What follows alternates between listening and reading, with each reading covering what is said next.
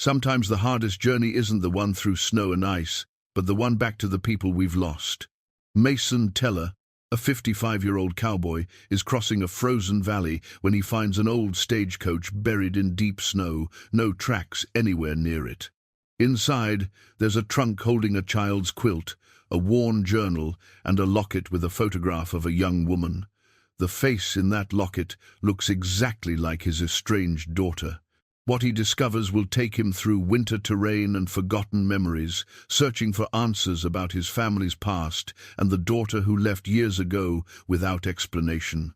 Could this frozen carriage hold the key to understanding why she disappeared? Before we jump back in, tell us where you're tuning in from, and if this story touches you, make sure you're subscribed, because tomorrow I've saved something extra special for you. The morning had started like any other winter day in the high country. Mason Teller woke before dawn in his small cabin at the edge of the Bitterroot Range, the kind of cold that settled into your bones, greeting him as he pushed back the heavy quilts. He was 55 years old, with hands that told stories of decades working rope and leather, and a face weathered by sun and wind until it resembled the canyon walls he'd ridden past all his life. His hair, more silver than brown now, stuck out at odd angles until he ran water through it from the basin by the window. The cabin was simple, but well kept. A wood stove in the corner, a table he'd built himself 30 years back, shelves holding tin cups and plates, a few books with cracked spines.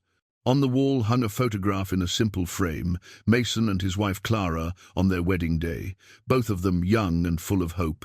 Next to it, a smaller photograph showed a little girl with dark braids, maybe 7 years old, laughing at something outside the frame. Mason's daughter, Sarah. He didn't look at that photograph much anymore. It hurt too much. He dressed in layers, wool shirt, canvas jacket, leather vest, and pulled on his boots, the same pair he'd been resoling for 15 years. Outside, the world was painted in shades of white and grey. Snow had fallen through the night, covering everything in a fresh blanket that sparkled in the pre-dawn light. The air was so cold it made his lungs ache, but Mason had long ago made peace with mountain winters.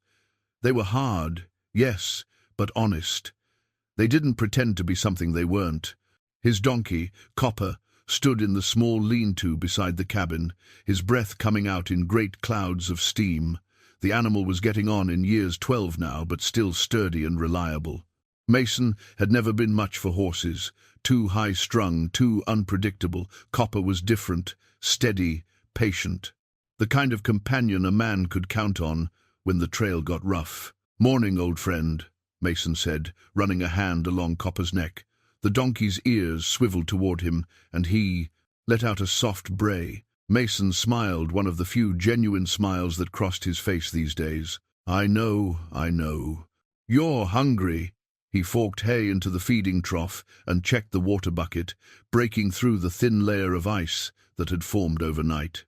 Copper ate with the methodical patience that characterized everything he did, while Mason stood beside him, watching the sky begin to lighten over the peaks to the east. It had been 3 years since Clara passed. Cancer, the doctors in town had said, though by the time they'd figured it out, there wasn't much to be done. She'd handled it the way she'd handled everything in life, with grace and quiet strength. Even at the end, when the pain must have been considerable, she'd squeezed Mason's hand and told him she'd had a good life, that she had no regrets, except one. "Find Sarah," she'd whispered, her voice barely audible. "Before it's too late. Find our girl and bring her home," Mason had promised. He'd meant it, too. But 3 years had passed, and he was no closer to keeping that promise than he'd been the day Clara died. The truth was, he didn't know where to begin.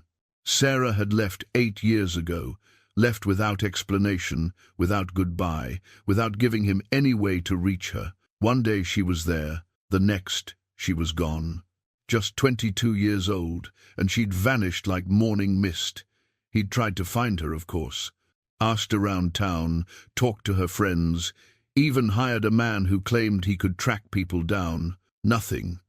It was as if she'd decided to erase herself from their lives completely. The not knowing had nearly killed Clara.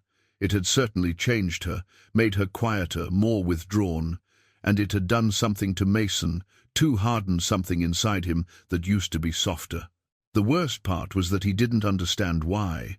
There'd been no fight, no falling out, nothing he could point to and say, "That's when it went wrong." Sarah had always been a thoughtful child, maybe a bit too serious for her age. She'd loved books and drawing, spent hours by herself exploring the woods around their property. But she'd been happy, or so Mason had thought. She'd smiled, laughed, hugged them good night, and then she was gone. Mason shook his head, trying to clear away the memories. They didn't do any good, just made his chest feel tight and his eyes burn. He had work to do.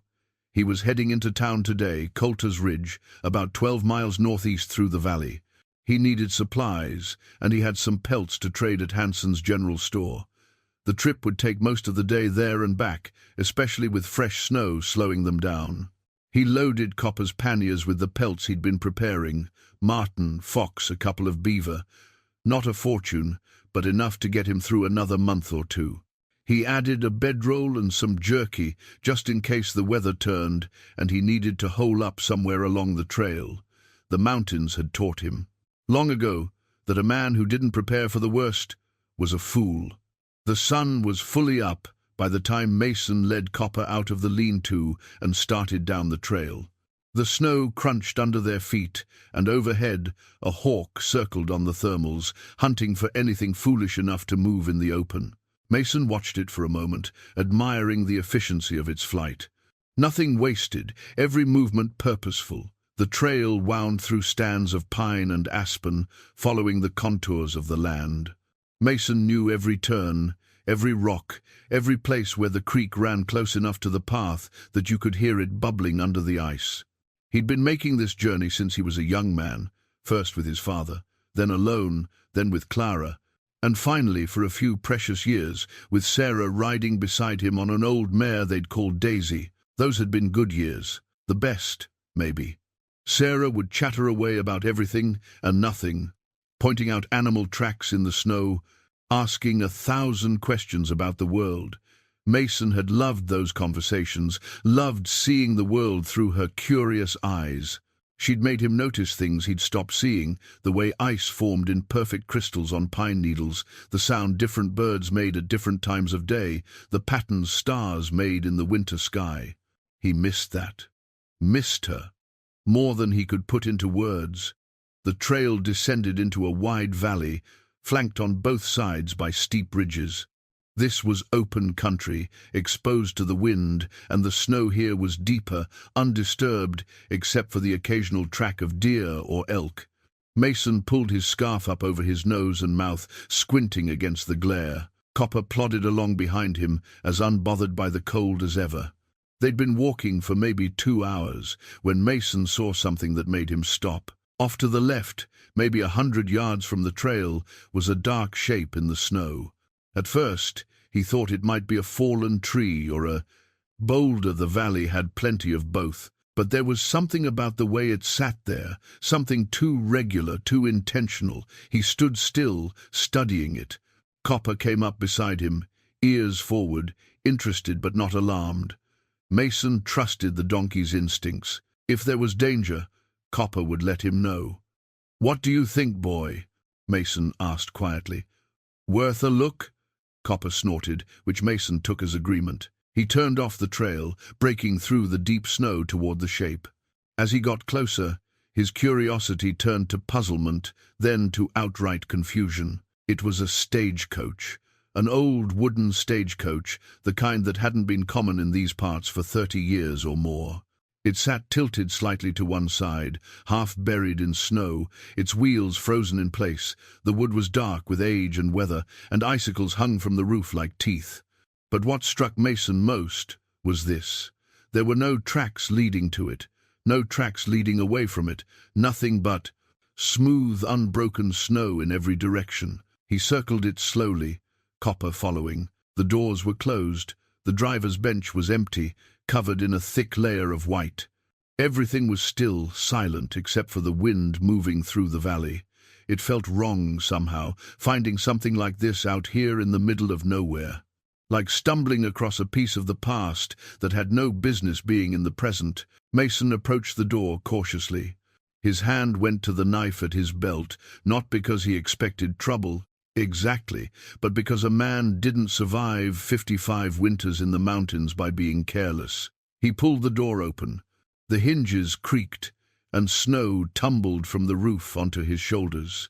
The interior was dark, musty, untouched.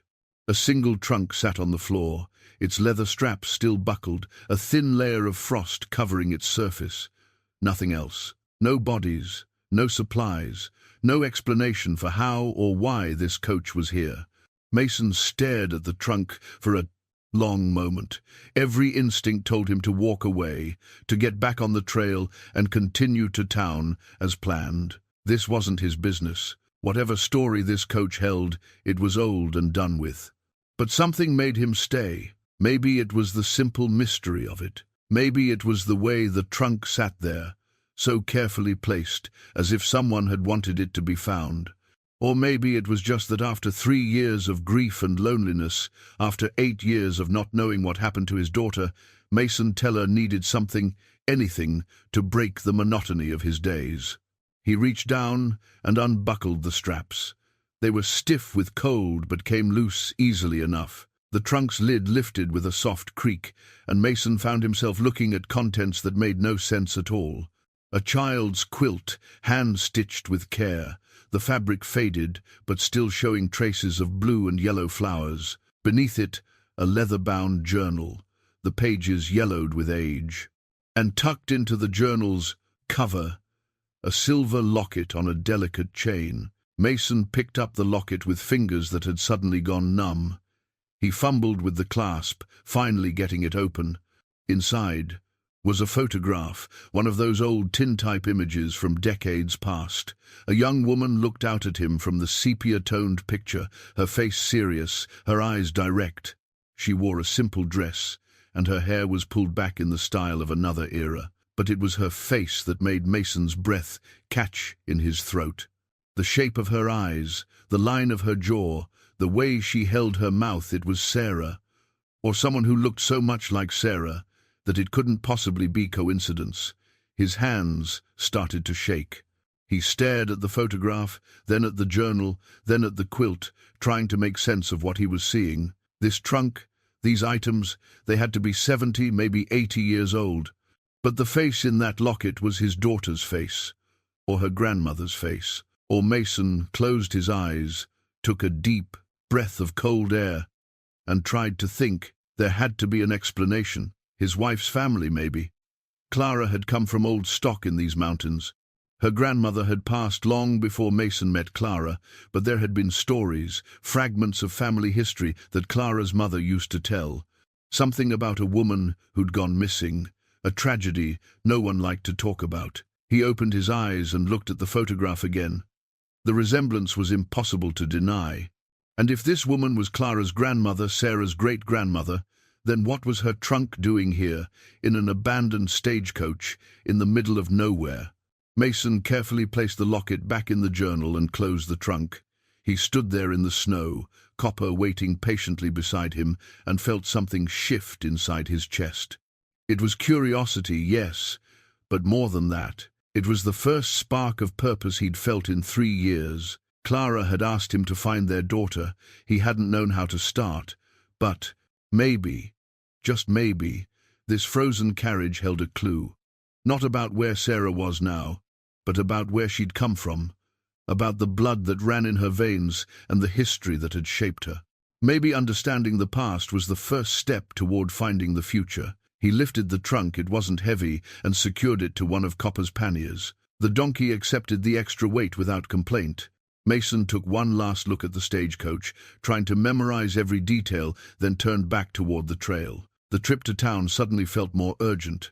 He needed to talk to someone who knew about the old days, someone who might remember stories about missing women and mysterious disappearances. And he needed to look through that journal, to read whatever words the woman in the locket had written. As Mason and Copper made their way back to the trail, the wind picked up, carrying with it the promise of more snow. But for the first time in a long time, Mason Teller felt something other than resignation. He felt hope, fragile and uncertain, but real nonetheless. The frozen carriage had appeared in his path for a reason. He was sure of it now, and he was going to find out what that reason was, no matter how long it took or how far the trail led. Coulter's Ridge hadn't changed much in the 30 years Mason had been coming here. Main Street ran straight through the center of town, lined with false-fronted buildings that had weathered countless winters. Hanson's general store sat on the corner, its wooden sign creaking in the wind. The saloon, the telegraph office, the small church with its white steeple, all familiar, all exactly where they'd always been. In a world that seemed to change faster every year, Mason found comfort in this constancy. He tied Copper to the hitching post outside Hanson's and unloaded the pelts, leaving the trunk secured to the pannier. He'd deal with that later, after he'd finished his business. The bell above the door chimed as he entered, and warmth from the pot-bellied stove washed over him. "Mason Teller," called out Jakob Hansen from behind the counter. The shopkeeper was a decade older than Mason, with a white beard that reached his chest and eyes that crinkled when he smiled. "Thought you might be snowed in this month. Takes more than a foot of snow to keep me from trading," Mason replied, setting the pelts on the counter. "Got some good ones this time." Jakob examined each pelt with practiced hands, checking the quality, the curing, the condition of the fur. He nodded approvingly. "Fine work, as always. What do you need in exchange?" They settled into the familiar rhythm of bartering coffee, flour, dried beans, a new whetstone, some kerosene for the lamps. Jakob threw in a tin of tobacco without being asked, which Mason accepted with a nod of thanks. It was how things worked out here. Kindness repaid with kindness, respect earned over years of honest dealing. "Say, Jakob," Mason said as the shopkeeper wrapped his supplies, "you ever hear stories about someone in these parts going missing? Long time ago, maybe 70, 80 years back?" Jakob paused, his hands stilling on the brown paper. "That's specific. Any particular reason you're asking?" Mason hesitated, then decided there was no point in hiding it. Jakob had known him too long to be fooled by evasions. "Found something out in the valley. An old stagecoach, abandoned, had a trunk inside with some personal items. Made me curious about the history." "Stagecoach, you say?" Jakob's eyebrows rose. "That is peculiar. Those haven't run through here since before the railroad came. As for missing people, well, the mountains have claimed their share over the years. Harsh land doesn't forgive mistakes." "This felt different," Mason said. "More deliberate somehow, like someone meant for that trunk to be found." Jakob tied the package with string, his expression thoughtful. "You might want to talk to Agnes Fairchild. She's the oldest soul in Coulter's Ridge now, must be near 90. Her memory's still sharp as a tack. If there's a story to be known about the old days, she'll know it." He paused. "Lives in the blue house at the end of Maple Street. But Mason, sometimes the past is best left buried. Not all stories have happy endings." "I'm aware," Mason said quietly. He loaded his supplies onto Copper and considered his options.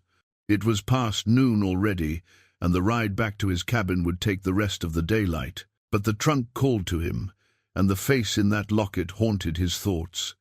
He made a decision. "We're staying in town tonight, boy," he told Copper, leading him to the livery stable.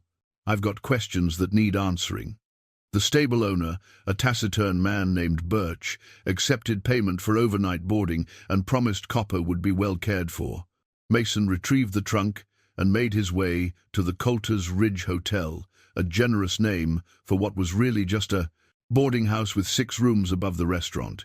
He paid for a room, climbed the narrow stairs, and set the trunk on the small table by the window. For a long moment, he just looked at it. The leather was cracked with age, the metal fittings tarnished, but still solid. Whatever this trunk held, it had survived decades. It deserved to be opened with respect. Mason sat down on the bed and lifted the lid once more. The quilt came out first. He unfolded it carefully, noting the precise stitches, the way the pattern was designed to tell a story. There were houses stitched in one corner, mountains in another, and in the center a tree with deep roots spreading beneath it. It was the kind of quilt a mother might make for a child, each stitch a prayer for safety and love. He set it aside and picked up the journal. The leather cover was soft with age, the pages inside filled with neat, careful handwriting in faded ink. Mason opened to the first page and began to read. January 15th, 1879. My name is Catherine Rose Blackwood, and I am writing this so that someone, someday, might understand what happened to me and why I made the choices I did. If you are reading this, then perhaps enough time has passed that the truth can finally be known without causing further harm. Mason's hands tightened on the book. Catherine Rose Blackwood. Clara's maiden name had been Blackwood. This was family, his family, Sarah's family. He read on, the words drawing him into a world that existed long before he was born. Catherine wrote of growing up in a settlement near Coulter's Ridge, the youngest daughter of a strict father who believed women should be seen and not heard. She wrote of long days helping her mother with endless chores, of stolen moments reading books when she could, of dreams that seemed impossible for a girl in her position. And she wrote of falling in love with a man her father forbade her to see, a half-Blackfeet trapper named Thomas Running Bear. Mason read, faster, the words painting pictures in his mind. Catherine's father had promised her to a wealthy mine owner, a man 30 years her senior, who wanted a young wife to bear his children. Catherine had refused. The mine owner, she wrote, was known to be cruel to his workers and had buried 2 previous wives under suspicious circumstances. I would rather die free than live as his prisoner, she'd written. Thomas has promised to take me away, far from here where father cannot find us. We will start a new life in the territories, where no one knows our names or cares about old prejudices. I am frightened, but I am also hopeful. For the first time, I can imagine a future that belongs to me. The entries continued, documenting their plans to elope, the supplies they gathered in secret, the route they would take through the mountains. And then came the entry that made Mason's breath catch. February 3rd, 1879. We leave tomorrow at dawn. I have told no one except my sister Mary, who has promised to keep our secret.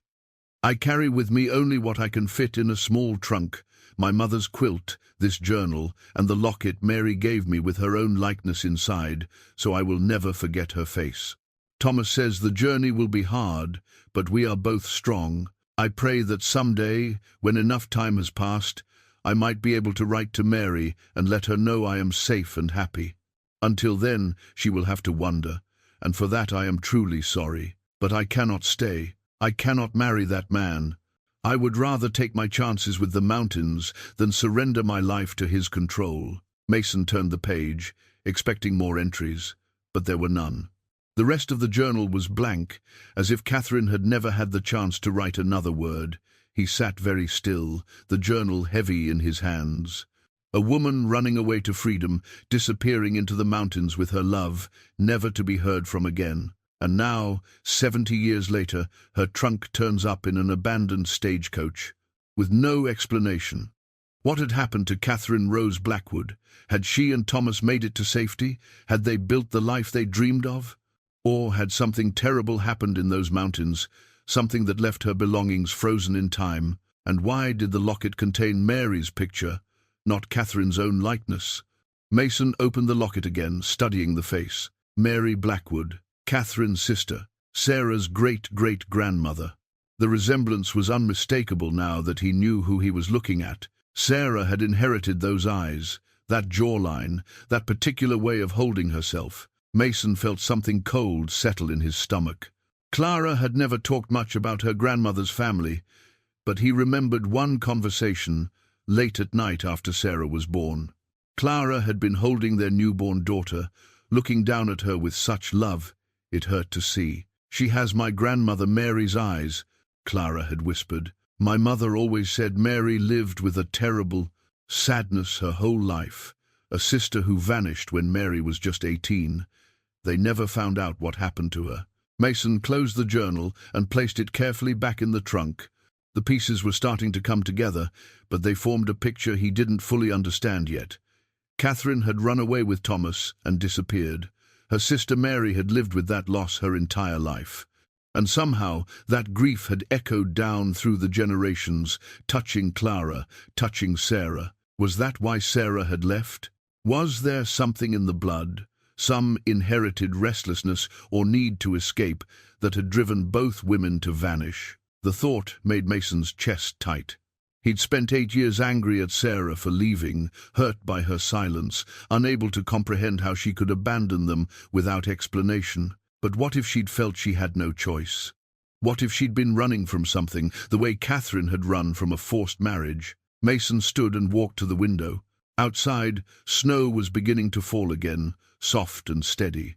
People moved through the streets below, going about their evening business, unaware that in this small room a man was piecing together a mystery that stretched across decades. He needed to talk to Agnes Fairchild. She would have known Mary Blackwood, might even remember the stories about Catherine's disappearance. And more than that, he needed to find out what had happened to that stagecoach. Where had it been all these years? Why had it appeared now, as if waiting for him specifically to find it? Mason picked up the locket one more time, looking at Mary's face. "Your sister tried to find freedom," he said softly to the image.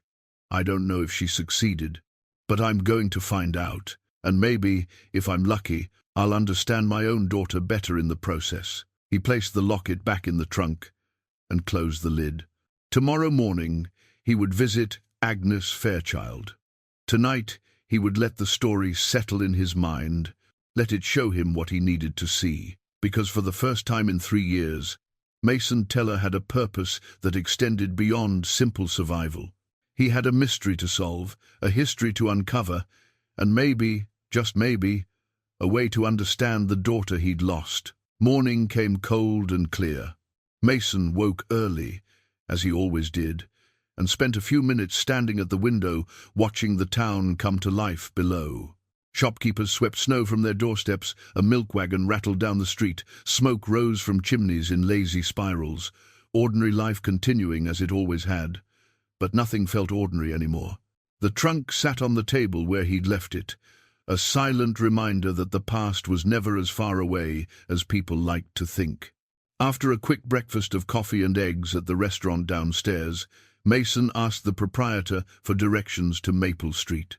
The blue house at the end wasn't hard to find, a small, well-maintained cottage with lace curtains in the windows and a garden that probably bloomed beautifully in summer. Now it was buried under snow, but Mason could see the care that had gone into planning it. He knocked on the door, hat in hand, suddenly uncertain. What was he going to say? That he'd found a trunk in a mysterious stagecoach and wanted to know about a woman who'd been dead for decades. It sounded foolish, even in his own mind.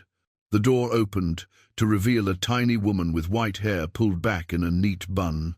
Her face was lined with age, but her eyes were sharp and bright, taking in Mason with one swift, assessing glance. "Agnes Fairchild?" he asked. "I am. And you're Mason Teller. I remember you. You married Clara Blackwood about 30 years back." Her voice was surprisingly strong. "Haven't seen you in town much since she passed. My condolences. Clara was a good woman." "Thank you, ma'am. I wonder if I might have a few minutes of your time. Jakob Hansen said you might be able to help me with something." Agnes studied him for another moment, then stepped back. "Come in, then. It's too cold to stand in the doorway." The interior of the cottage was warm and cozy, filled with the kind of comfortable clutter that accumulated over a long life. Photographs covered every surface, books lined the shelves, and a fat orange cat dozed on the sofa by the fireplace. "Sit," Agnes said, gesturing to a chair. "Would you like tea?" "No, thank you. I don't want to take up too much of your time." "Time is one thing I have plenty of." She settled into her own chair with a slight wince that spoke of arthritic joints. "Now, what brings you to my door after all these years?" Mason leaned forward, elbows on his knees.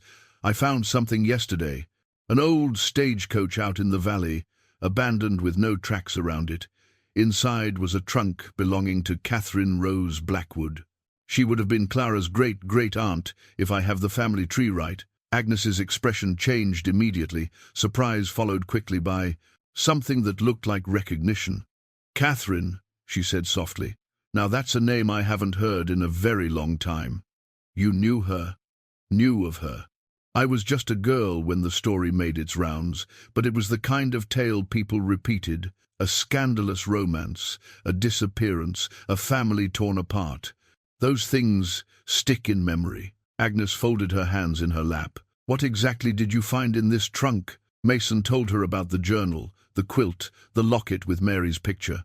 As he spoke, Agnes nodded slowly, as if each detail confirmed something she already suspected. Mary Blackwood lived her whole life wondering what happened to her sister. Agnes said, when Mason finished, she married, had children, grew old, but that loss never left her. I remember her in her final years. She'd be sitting on her porch, and sometimes she'd just stare at the mountains as if she expected Catherine to come walking out of them. The journal says Catherine was running away with a man named Thomas Running Bear. Her father wanted her to marry someone else. Jeremiah Blackwood. Agnes's mouth tightened. A hard man, by all accounts. Thought he knew what was best for everyone, especially his daughters. Catherine was his youngest and the most spirited. When she refused the match he'd arranged, he locked her in her room. But she got out somehow, and she ran. With Thomas. Yes, people said he was a good man, honest and kind, but Jeremiah couldn't see past his heritage. The prejudice ran deep in those days, still does, in some quarters. Thomas had offered to speak to Jeremiah man to man, to ask for Catherine's hand properly. Jeremiah threw him off the property. Agnes paused, her gaze distant. They say Jeremiah organized a search party when he discovered Catherine was gone. Spent weeks combing the mountains, convinced that Thomas had taken his daughter by force. He couldn't conceive that she'd left willingly. When they found no trace, he declared her dead, and forbade anyone in the family from speaking her name again. But Mary spoke it. Mary kept her sister's memory alive, yes, much to her father's displeasure. Agnes reached for a photograph on the side table, a faded image of a young woman who looked remarkably like the picture in the locket. This was Mary at 20. "You can see the resemblance to your Sarah, I imagine." Mason took the photograph with careful hands. The resemblance was striking. Sarah had this woman's eyes, her bone structure, even something about the way she held herself. Clara said Mary lived with sadness. The sadness of not knowing. That's the cruelest kind. Agnes's voice was gentle. When someone dies, you grieve and eventually find a way to move forward. But when someone simply disappears, you're trapped in that moment, forever. Part of you is always waiting, always hoping they'll come back and explain. The words hit Mason harder than he'd expected. Wasn't that exactly how he'd felt for the past 8 years? Trapped in the moment Sarah left, always waiting for her to return, to explain, to give him some way to understand. "Do you think Catherine made it?" he asked. "Do you think she and Thomas found their freedom?" Agnes was quiet for a long moment. "I'd like to think so. I'd like to believe that two young people who loved each other enough to risk everything found a way to build a life together. But the truth is, I don't know. No one does. They vanished as completely as if the mountains had swallowed them whole. And now the trunk appears," Mason said. "After 70 years. Yes, that is peculiar, isn't it?" Agnes tilted her head, studying him. "May I ask why this matters so much to you?" "I can see it does, but I'm curious about your reasons." Mason hesitated, then decided honesty was owed. "My daughter left 8 years ago. No explanation, no goodbye, just gone. Clara asked me on her deathbed to find Sarah, to bring her home. I promised I would, but I have no idea where to start. When I found that trunk, when I saw Mary's picture and realized how much Sarah looks like her, I thought maybe if I understood why Catherine ran, it might help me understand why Sarah did." Agnes's expression softened. "You think it's inherited? This need to escape?" "I don't know what to think. But it's the first thread I've found, and I'm not letting go of it." "Then I'll tell you what I know," Agnes said. "Mary kept records, letters, newspaper clippings. anything related to Catherine's disappearance. When she died, her daughter, your Clara's grandmother, inherited them. I believe they were passed down to Clara's mother, and then to Clara herself. If Clara kept them, they'd be among her things. Mason felt something shift in his chest. I haven't gone through Clara's trunk. After she passed, I couldn't bring myself to do it. It's still in the cabin, exactly where she left it. Perhaps it's time, Agnes said gently. Sometimes the answers we need are closer than we think. And Mason, whatever you find, whatever you learn about Catherine or Mary or your own daughter, remember this: people run for different reasons. Sometimes it's away from something, sometimes it's towards something. The running itself isn't what matters. It's what they're seeking that tells you who they are. Mason stood, the photograph of Mary still in his hand. May I borrow this? I'd like to compare it to the locket picture. Keep it. I have others. Agnes rose more slowly, using the arm of her chair for support. Come back and tell me what you discover. I find I'm invested in this mystery now. At the door, Mason paused. Thank you for sharing what you knew. It helps more than you might think. We all need our mysteries solved eventually, Agnes replied. Even the ones we've been living with so long, we've forgotten they were mysteries at all.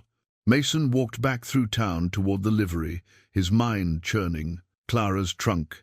He'd avoided it for 3 years, unable to face the memories it would contain. But if Agnes was right, if Clara had kept Mary's records about Catherine, then those memories might hold the key to everything. He collected copper and began the journey home with a renewed sense of purpose. The trunk from the stagecoach was still secured to the panniers, but now it felt less like a random discovery and more like a deliberate message across time. Catherine had left her story behind, perhaps hoping someone would find it and understand. Now Mason just had to find out what happened to her, and in doing so, maybe he'd finally understand what had happened to his own daughter. The ride home took longer than usual. The snow had started falling again, and Mason found himself stopping frequently, not because of the weather, but because his mind was elsewhere. Every few miles, he'd pause and just stand there with copper, looking out at the white expanse of the valley, thinking about Catherine and Thomas, about Mary waiting her. Whole life for news that never came. About Sarah somewhere out in the world, living a life he knew nothing about. By the time they reached the cabin, dusk was settling over the mountains, turning the snow purple in the fading light. Mason got copper settled in the lean-to with feed and water, then carried both trunks inside. He set Catherine's on the table and Clara's, which had been stored in the corner of the bedroom for 3 years, beside it. For a long while, he just looked at them. 2 trunks, 2 women, 2 mysteries separated by decades but somehow connected. He built up the fire until the cabin was warm, made coffee that he didn't drink, and finally sat down in front of Clara's trunk with his hands resting on the lid. This was harder than finding a stranger's belongings in an abandoned coach. This was Clara's life, her private things, the pieces of herself she'd kept close. Opening it felt like an intrusion, even though she was gone, especially because she was gone.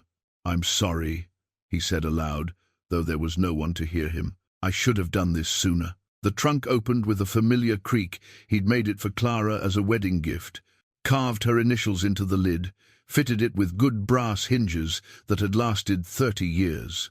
Inside, the smell of lavender sachets rose up, and Mason had to close his eyes for a moment against the wave of memory. Clara had always loved lavender. The top layer was clothes, her good Sunday dress, the shawl she'd worn in winter, a pair of soft gloves. Mason touched them gently, then set them aside.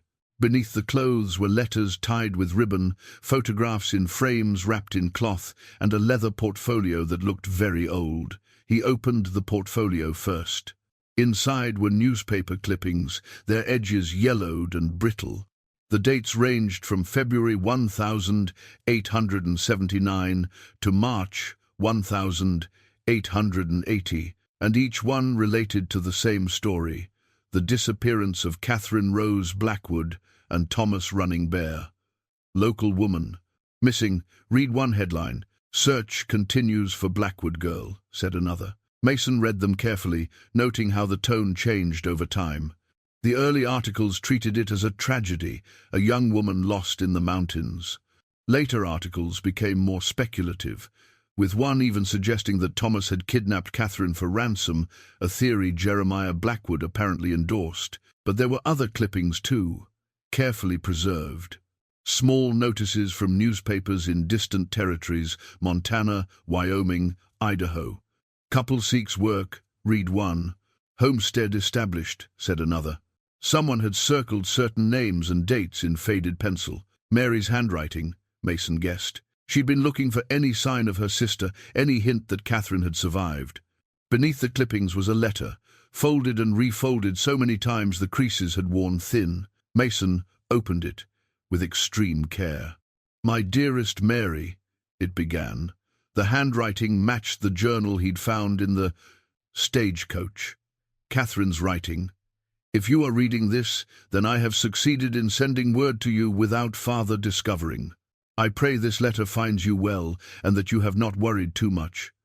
Thomas and I are safe. We made it through the mountains, though the journey was harder than we anticipated. We are living in a small settlement in Montana Territory now, far enough from Coulter's Ridge that Father's influence cannot reach us. I cannot tell you exactly where we are. It is safer for you not to know. Father would force the information from you if he suspected you had it, but I wanted you to understand that I am happy, truly happy, in a way I never was at home. Thomas is good to me. We have a small house, a garden, and hopes for the future. We plan to have children when we are more established. I think of you every day and miss you terribly. I have enclosed something for you to keep. When you hold it, remember that I chose this life freely and that I have no regrets. Perhaps someday, when enough years have passed and Father's anger has cooled, we can see each other again. Until then, know that you are in my heart always. Your loving sister, Catherine." The letter was dated May 1879, 3 months after Catherine's disappearance. Mason stared at it, his mind racing. Catherine had survived the journey. She'd made it to safety, built a life with Thomas, been happy. So why had her trunk ended up in an abandoned stagecoach in the valley? He looked through the rest of the portfolio, but there were no more letters from Catherine, only Mary's notes, written in a shaky hand much later in life. "I received Catherine's letter in June of 1879, Mary had written. "It was the happiest day of my life, knowing she was safe. I wrote back immediately, care of the general store in Malta, Montana, as she instructed. I never received another reply. For months I checked the mail every day, hoping. Then a year passed, then 2. I wrote again and again, but my letters were never answered.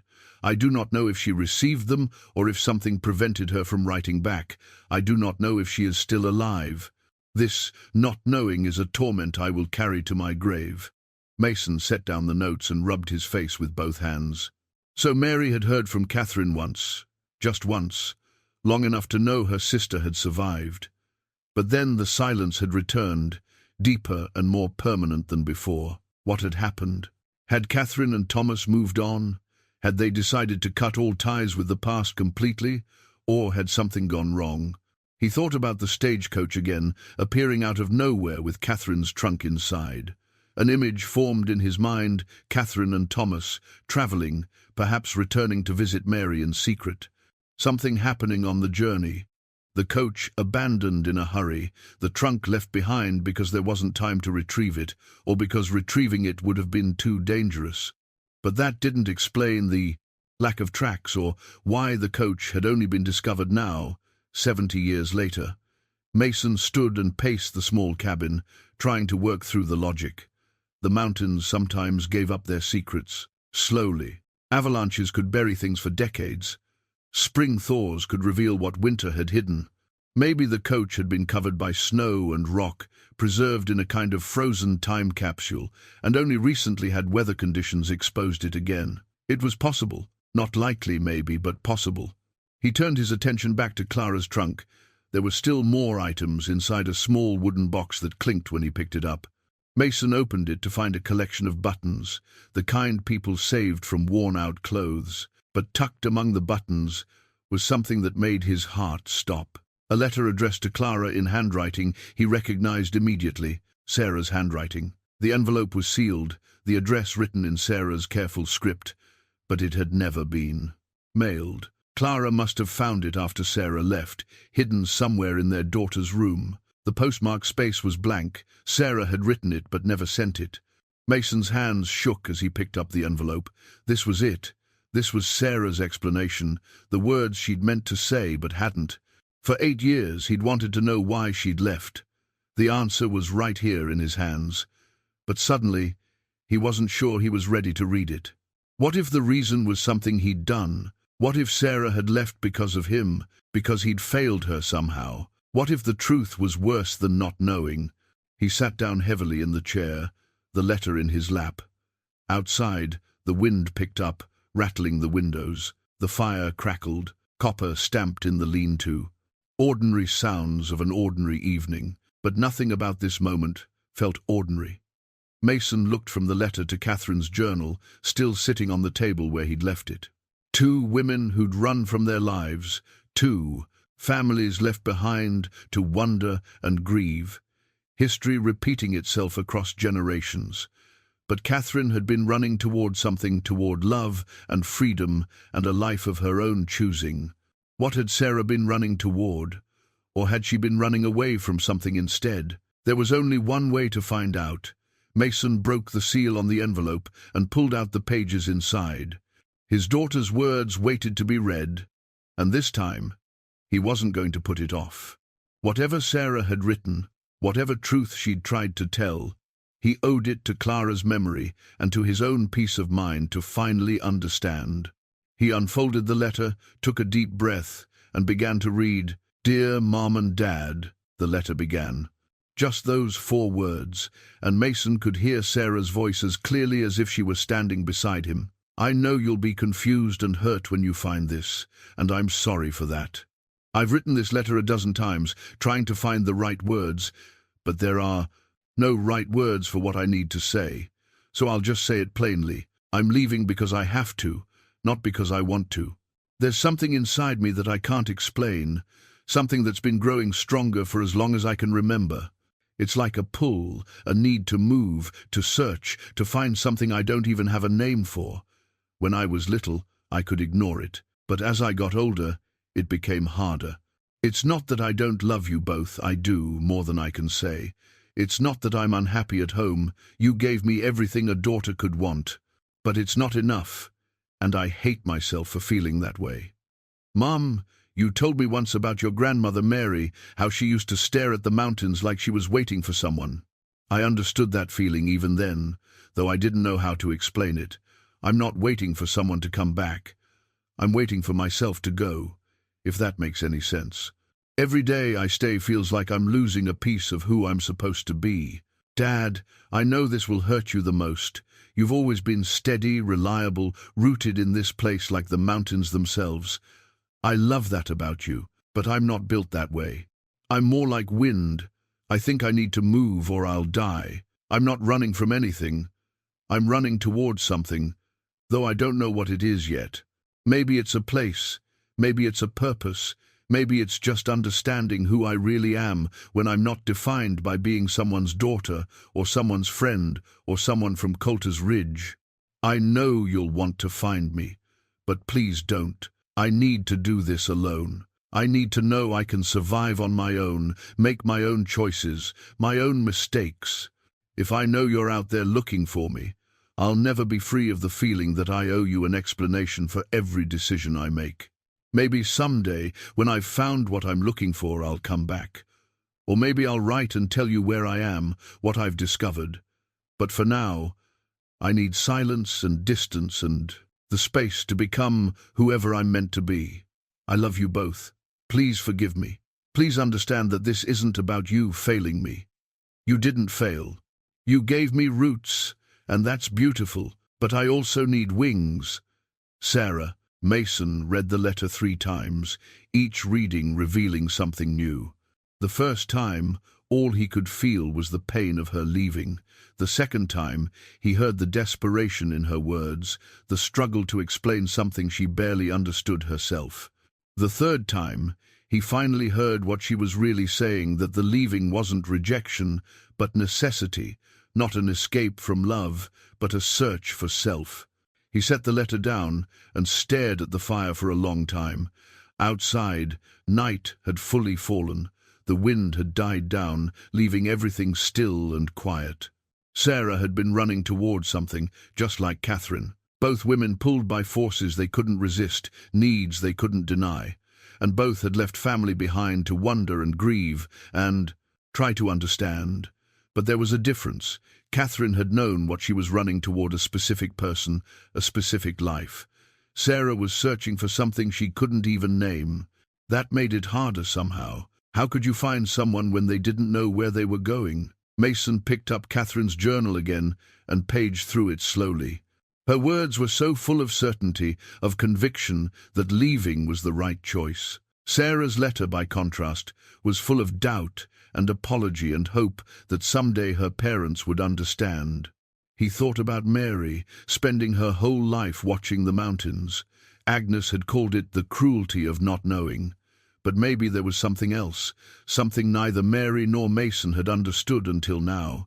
Maybe the watching wasn't about hoping the lost person would return. Maybe it was about sending love across the distance, trusting that wherever they were, they could feel it. Mason stood and went to the window. The mountains rose dark against the star-filled sky, unchanged and unchanging. Somewhere out there, Sarah was living a life he knew nothing about. Was she happy? Had she found what she was looking for? Or was she still searching, still pulled by that nameless need? He realized, with a kind of quiet revelation, that he might never know. She'd asked him not to look for her, and maybe the kindest thing he could do was honor that request. Not because he didn't love her, but because he did. But that didn't mean giving up entirely. There was still the mystery of Catherine to solve, still the question of what had happened to her after that single letter to Mary. If Mason could piece together Catherine's story, complete the narrative that Mary had spent her life trying to understand, maybe that would be enough. Maybe knowing how one story ended would help him make peace with the story that was still unfolding. He turned back to the trunks. Catherine's belongings were laid out on the pruted table, the quilt, the journal, the locket. Mary's research was scattered across the bed, newspapers, notes, the precious single letter from her sister. Together, they told the beginning and middle of a story. What Mason needed now was the end. Tomorrow, he would go back to the stagecoach. He'd examine it more carefully, look for clues he might have missed in his initial shock at finding it. There had to be something, a name, a date, some indication of where it had come from or where it had been going. And he needed to find out if there were any records in Coulter's Ridge about stagecoach routes from the 1872nd. Jacob Hansen might know, or the Historical Society if the town had one. Someone had to remember the old routes, the stops, the schedules. Mason gathered up the letters and clippings, placing them carefully back in the portfolio. He folded Sarah's letter and put it in his shirt pocket, close to his heart. Then he sat down at the table and pulled out a piece of paper and a pencil. If Sarah had written to her parents, even if she'd never sent the letter, then maybe Mason could do the same. Maybe he could write to her, put into words what he'd never been able to say in person. Not with the expectation that she'd ever read it, but just to clarify his own thoughts, to work through his feelings in a way that felt constructive rather than destructive. "Dear Sarah," he wrote. The pencil felt awkward in his calloused hands, but he pressed on. "I found your letter today. It was in your mother's trunk, which I finally opened 3 years after her death. I wish I'd found it sooner. I wish a lot of things. I want you to know that I understand now, or at least I'm trying to. You needed to leave, and I needed to let you go. Those two things seemed impossible to reconcile, but maybe they're not. Maybe love means accepting that the people we care about have their own paths to walk, even when those paths lead away from us. Your mother asked me on her deathbed to find you and bring you home. I promised I would, but I think I misunderstood what she meant. She didn't want me to hunt you down or drag you back against your will. She wanted me to find a way to understand you, to bridge the distance between us with comprehension instead of anger. I'm working on that now. I've discovered something about our family history that I think you'd find fascinating. Your great-great-great-aunt, Catherine, ran away in 1879 to marry the man she loved. She sent one letter to her sister Mary, then disappeared from the family's knowledge. I found Catherine's trunk yesterday in an abandoned stagecoach, and it's led me on a search for answers. I don't know how Catherine's story ends yet, but I'm going to find out, and when I do, I'll think of you and hope that whatever you're searching for, you find it. I'll hope that your story has a happy ending, even if I'm not there to see it. I love you, Sarah. I always will. Your dad. Mason set down the pencil and read over what he'd written. It wasn't eloquent, but it was honest. That would have to be enough. He folded the letter and put it in an envelope, but he didn't address it. There was nowhere to send it. Instead, he placed it in Catherine's trunk alongside her journal and quilt. 2 letters now, 2 attempts across generations to explain the inexplicable need to leave. Maybe someday, somehow, Sarah would read it. Maybe she wouldn't, but it existed, and that meant something. It meant Mason had tried to understand, had made the effort to reach across the silence and say the things that mattered. For now, that was all he could do. Mason woke the next morning with purpose humming through his veins. The night's reflection had brought clarity, and with it, determination. He needed to return to the stagecoach, needed to examine it with fresh eyes and the knowledge he now possessed about Catherine's story. After tending to Copper and eating a quick breakfast, he packed supplies for the day: rope, a lantern, tools that might be useful for examining the coach more thoroughly. The sky was overcast but not threatening, and the temperature had risen just enough to make travel manageable. The ride to the valley took just over 2 hours. Mason found himself studying the landscape differently now, imagining Catherine and Thomas making this same journey in winter, fleeing toward an uncertain future. The mountains that had always seemed familiar suddenly felt like they held secrets in every shadow. When he reached the spot where the trail passed closest to the stagecoach's location, Mason dismounted and led Copper through the deep snow. The coach sat exactly as he'd left it, half buried and mysterious, a relic from another time. In the daylight, with his mind focused on investigation rather than shock, Mason could see details he'd missed before. The wood was old but well-maintained. This had been a quality coach in its day. The paint, mostly worn away now, had once been dark green with gold trim. The wheels, though frozen in place, showed signs of recent repair work, not 70 years recent, but perhaps 20 or 30 years ago. Someone had been using this coach long after stagecoach travel had fallen out of fashion. Mason circled it slowly, examining every detail. The driver's bench was secured with iron brackets that showed little rust despite the decades. The doors hung straight on their hinges. Even the leather straps that held luggage in place were intact, just stiff with age and cold. This coach hadn't been abandoned due to breakdown or accident. It had been deliberately left here, positioned with care. The question was, why and by whom? Mason opened the door again and climbed inside, this time with his lantern lit. The interior was small, designed to hold 4 passengers comfortably, 6 if necessary. The seats were upholstered in faded velvet, and the floor, he stopped, his lantern illuminating something he'd missed the first time. Scratches in the wooden floor, deliberate marks carved with a knife or sharp tool. Mason knelt down, holding the lantern close, and traced the marks with his finger. They formed letters. A message carved into the floor, hidden beneath where the trunk had sat. Mason's heart beat faster as he made out the words, "For Mary, with love." The rest of the story. See, the rest of the story. Catherine had left this coach here intentionally with her trunk inside, as a message to her sister. But why here?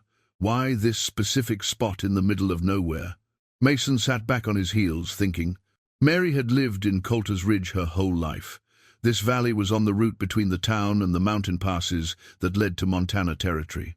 If Catherine had been traveling this way, returning to visit Mary, perhaps this would have been the natural route.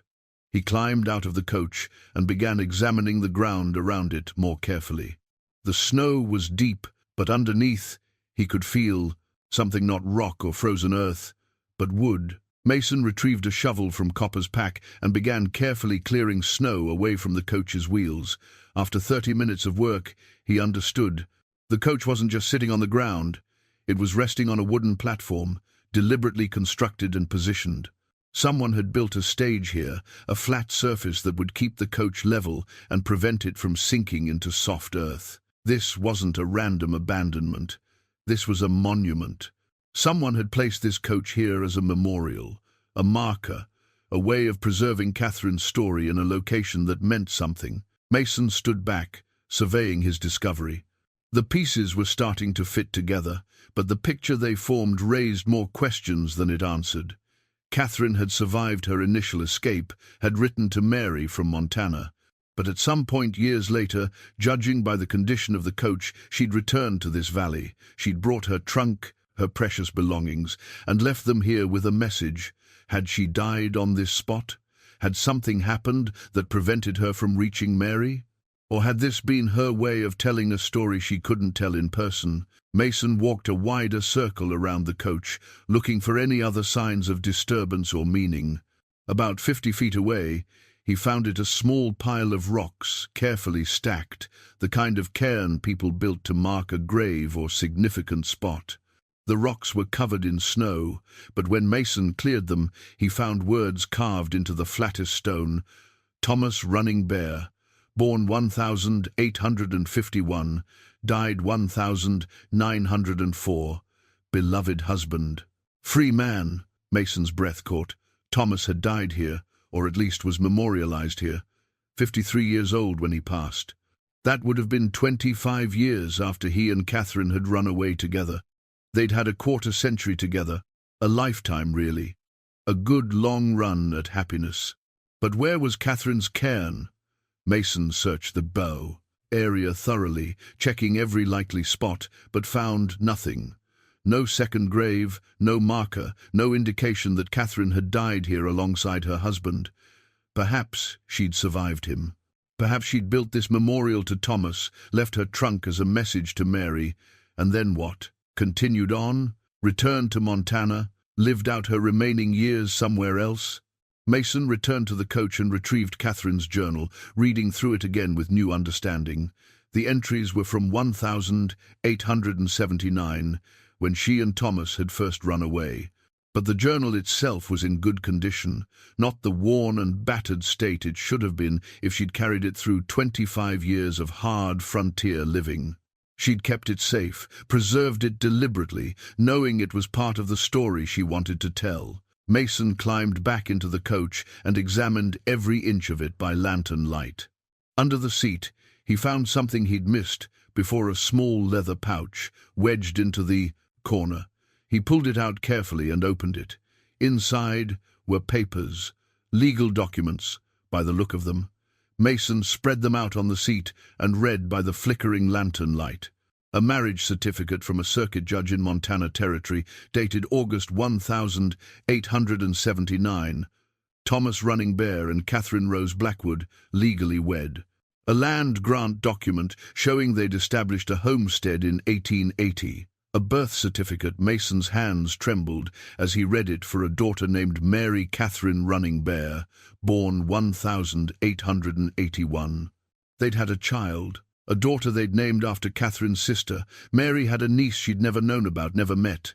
There were more documents. A bill of sale for the stagecoach, dated 1903, showing Thomas had purchased it for transport and family business. A letter from a doctor, dated 1904, confirming Thomas Running Bear's death from pneumonia. And finally, a will, written in Thomas's hand, leaving everything to "my beloved wife Catherine and our daughter, Mary Catherine." Mason sat in the dim coach, surrounded by the pieces of a life he was only now beginning to understand. Catherine and Thomas had made it. They'd built a life together, had a child, established a home. They'd been happy for 25 years. But Thomas had died, and Catherine had been left alone with a daughter. A daughter who would have been 23 years old in 1904, the same age Sarah had been when she left home. The parallels made Mason's skin prickle. Catherine's daughter, also named Mary, living on a frontier homestead with her widowed mother. What had become of her? Had she stayed with Catherine, or had she left to find her own path? Mason carefully folded the documents and placed them back in the pouch. He was getting closer to understanding the full story, but there were still gaps. Why had Catherine brought the coach here to this spot? When had she done it? And what had happened to her after Thomas died? He needed more information, the kind of information that might only exist in official records, census data, property records, maybe even newspaper archives from Montana Territory towns. Mason climbed out of the coach and stood in the snow, looking at Thomas's cairn. "You had 25 good years together," he said aloud. "That's more than a lot of people get. You did right by her. I hope someone told you that before you died." The wind picked up, carrying snow devils across the valley floor. Mason felt the cold seeping through his coat and realized he'd been at the site for hours. The light was already beginning to fade. Winter days were short this far north. He took one last look around, committing every detail to memory, then headed back to where Copper waited patiently. Tomorrow, he would make another trip to town. He needed to send telegrams to Montana to search for records that might tell him what happened to Catherine and her daughter after 1904. The story wasn't over yet. Mason was more certain of that than ever. Catherine had left this elaborate memorial not just to honor Thomas, but to communicate something important. The phrase kept echoing in his mind, the rest of the story. There was more to discover, and Mason wouldn't rest until he found it. Mason spent 3 days in town, sending telegrams and waiting for responses. He took a room again at the boarding house, visited Agnes Fairchild to update her on his discoveries, and spent long hours in the town clerk's office searching through whatever records were available. Agnes had been particularly interested in the discovery of Thomas's grave and the documents about Catherine's daughter. "So, Catherine named her child after her sister," she'd said thoughtfully. "That's both beautiful and heartbreaking.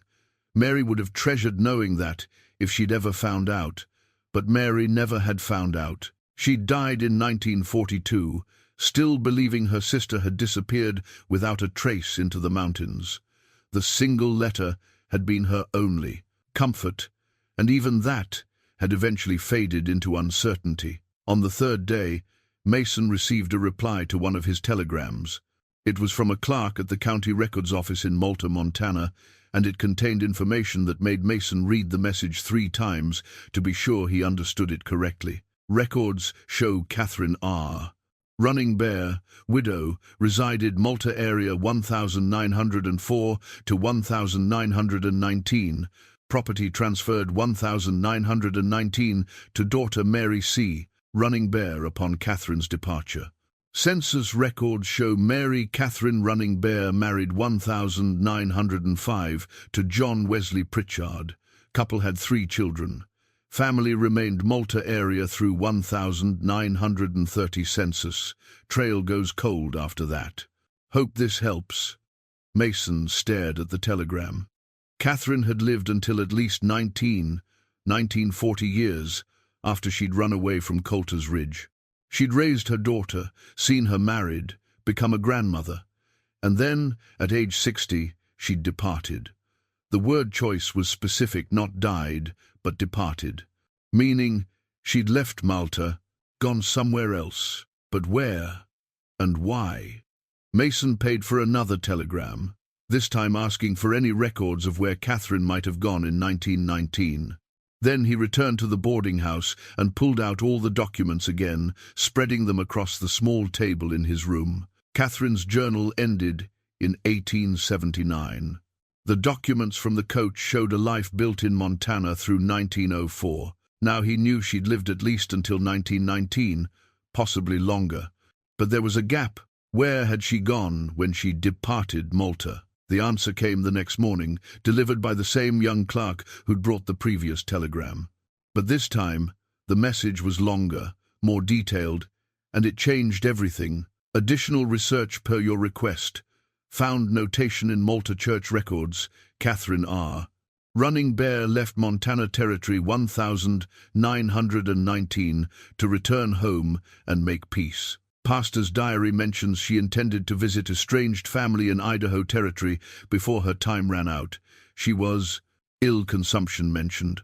No record of her arrival anywhere. Last known sighting Malta train station, November 1919. One interesting note, her daughter Mary Catherine accompanied her on journey. Both purchased tickets to Coulter's Ridge. Mason's hands began to shake. Catherine had tried to come home.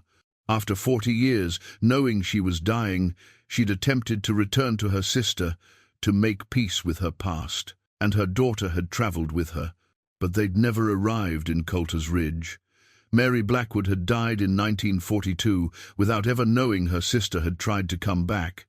What had happened on that journey? Why had they never made it? The stagecoach. Mason's mind raced. The stagecoach in the valley, with Catherine's trunk inside, positioned carefully as a memorial. She'd gotten close, so close, but something had stopped her.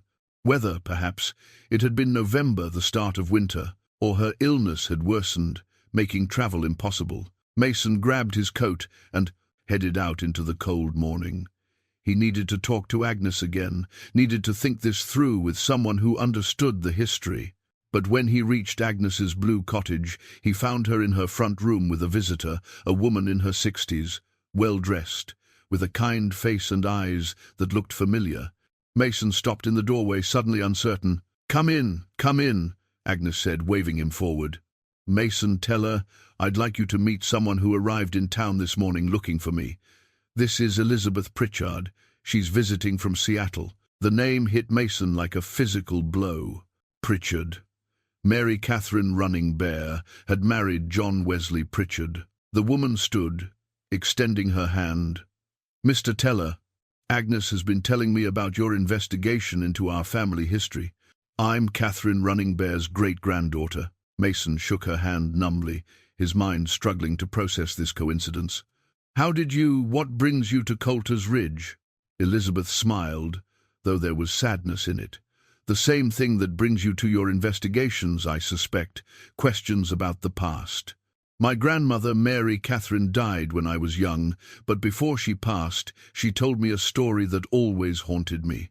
She said her mother Catherine had tried to return to Idaho in 1919 to reconcile with family before she died, but they never made it. Something happened on the journey. What happened? Mason asked, his voice rough. They were traveling by train, but had to take a stagecoach for the final leg. The rail line didn't reach all the way to Coulter's Ridge back then. It was November, and a terrible storm came through. The coach got stuck in the valley. My grandmother said her mother was too weak to continue, too sick from the consumption. She knew she was dying. Elizabeth pulled a handkerchief from her pocket, though her eyes stayed dry. Catherine told my grandmother to continue on alone to find Catherine's sister Mary and deliver a message. But Mary Catherine refused to leave her mother. They stayed with the coach, in that valley, through the storm. Catherine died there, in her daughter's arms, still miles from home. The room was utterly silent. Mason felt like the ground had shifted beneath him. My grandmother buried her mother right there, Elizabeth continued. She didn't know what else to do. She was 23 years old, alone in a snowstorm with her mother's body. She placed her mother's most precious belongings in the trunk, left it in the coach as a kind of memorial, and then she walked. She walked through the storm to Coulter's Ridge, determined to complete her mother's mission. But she never delivered the message, Agnes said softly. We would have heard, Elizabeth nodded. When she finally reached town, half frozen and delirious, she learned that Mary Blackwood, her aunt, though they'd never met, had died 6 months earlier. Catherine's sister had passed away in May of 1919, just months before Catherine had started her journey home. My grandmother said the timing broke something in her. She'd failed her mother's final wish.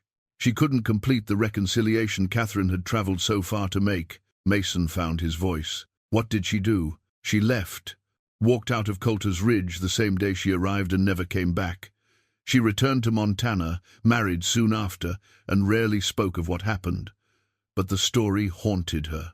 She made me promise that someday, when I was old enough and had the time, I would come here and try to find that valley, that coach, that memorial. She wanted someone to know what Catherine had tried to do. Elizabeth pulled an envelope from her bag. She left me this. It's the message Catherine wanted delivered to Mary. My grandmother carried it her whole life, never opening it, preserving it for a moment that never came. She handed the envelope to Mason. It was sealed with wax, the paper yellowed but intact. Mason stared at it.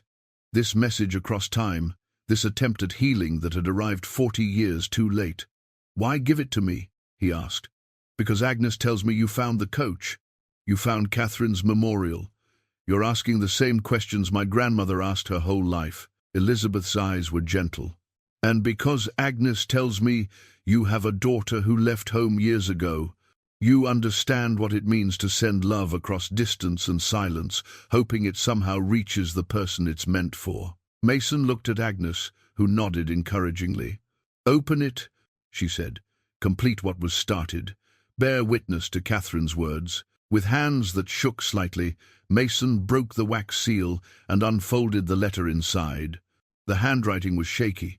Catherine had been very ill when she wrote this, but still legible. "My dearest Mary, if you are reading this, then I have made it home at last. 40 years is a lifetime to be away, and I am sorry for every day of silence. I want you to know that I thought of you constantly, that you were in my heart even when I could not reach you with words. I chose to leave, and I do not regret that choice. Thomas and I had a beautiful life together. We had a daughter. I named her Mary Catherine, after you, and she has been the joy of my later years. I only wish you could have known her, could have seen the woman she's become. But I need you to know something important, something I've carried all these years. When I left, I didn't understand what it would cost you. I thought only of my own freedom, my own happiness. I didn't think about the pain my silence would cause, the grief you would carry. I was young and thoughtless, and I am sorry. You deserved better from me. You deserved to know I was safe, to share in my life, to be part of my daughter's childhood. My silence was cruel, even if it wasn't meant that way. I hope you can forgive me. I am dying now, and I wanted to come home one last time to tell you this, in person, to thank you for keeping my memory alive when I gave you nothing to hold on to tell you that the sister you lost is still here, still loving you, still grateful for the years we had together. If I do not survive this journey, please know that my last thoughts are of you, your loving sister, Catherine." Mason's vision blurred. He blinked rapidly, trying to clear his eyes. This message, meant to heal a rift 40 years old, had never reached its intended recipient. Both sisters had died without reconciliation, Catherine trying to bridge the gap she'd created, Mary never knowing her sister had tried. But the message existed. It had been preserved, carried, protected, and now, more than 70 years later, someone was finally reading it, finally understanding what Catherine had attempted. Mason looked up at Elizabeth. "Thank you for bringing this, for completing your grandmother's mission. There's more," Elizabeth said quietly. "My grandmother told me that when she returned to Montana, she realized something. The restlessness that had driven her mother to leave at 18, the same restlessness had been in her own blood. She'd felt it her whole life. She'd married to try to settle it, but it never quite went away. She said it was like an inheritance, passed down through the women in our family. A need to move, to search, to find something beyond what was offered." Mason's heart stopped. "An inheritance," he repeated. "She warned me I might feel it too. And I did, though I managed it differently. I became a travel writer, found ways to move without abandoning family. But the pull was always there." Elizabeth looked at Mason with understanding in her eyes. "Agnes mentioned your daughter left home years ago without explanation. I wonder, mister, tell her, if she felt it too, if that restlessness runs in your wife's family, passed down from Catherine through all the women who came after her. Not something to fight or feel guilty about, but something to understand and find healthy expression for." Mason sat down heavily in the nearest chair. The truth of it struck him like lightning. Sarah hadn't left because of something he'd done or failed to do. She'd left because something in her blood, in her bones, in her inherited nature, had called her to move. The same thing that had called to Catherine, to Mary Catherine, to Elizabeth. It wasn't rejection. It was inheritance. And understanding that changed everything. The three of them sat in Agnes's front room for hours, talking about family, about loss, about the patterns that repeated across generations. Elizabeth shared what she knew of her grandmother's life. Mary Catherine had been a strong woman, resilient and independent, who'd raised 3 children largely on her own after her husband died young. She'd never returned to Coulter's Ridge, but she'd never forgotten that November storm or her mother's final journey. She used to say, Elizabeth told them, that some stories don't get proper endings in their own time. They have to wait for the right person to come along and finish them properly. Mason felt the weight of those words. He'd found the stagecoach by chance, or what he'd thought was chance. But maybe there was purpose in it. Maybe Catherine's story had been waiting all these years for someone who would understand, someone who needed to understand. I'd like to see it, Elizabeth said. The coach, the memorial. Would you show me? Tomorrow, Mason agreed. First light? It's a few hours' ride, and we'll want the full day. That evening, after Elizabeth had settled into the boarding house, Mason remained with Agnes. The old woman made tea and they sat by her fire, the cat purring contentedly between them. You've changed since you first knocked on my door, Agnes observed. Less burdened, somehow. I feel different, Mason admitted. I've spent 8 years angry at Sarah for leaving, angry at myself for somehow failing her. But it wasn't. Failure, it wasn't about me at all. That's a hard truth for a parent to accept, that our children's choices aren't always about us. Clara knew, Mason said. Or she suspected, at least. She told me once that Sarah was like a wild thing, not meant to be caged. I thought she meant Sarah was difficult or rebellious, but she meant it literally. Sarah needed space to roam, to find herself. Agnes sipped her tea. What will you do with this understanding? Mason was quiet for a long time. I don't know yet. Sarah asked me not to look for her, and I think I need to honor that. But I can do something for Catherine and Mary. I can give their story the ending it deserves. How? Catherine died in that valley, trying to make things right. Her daughter buried her there and left the coach as a memorial, but she did it alone, in grief and shock. I want to go back with Elizabeth and do it properly, mark the site clearly.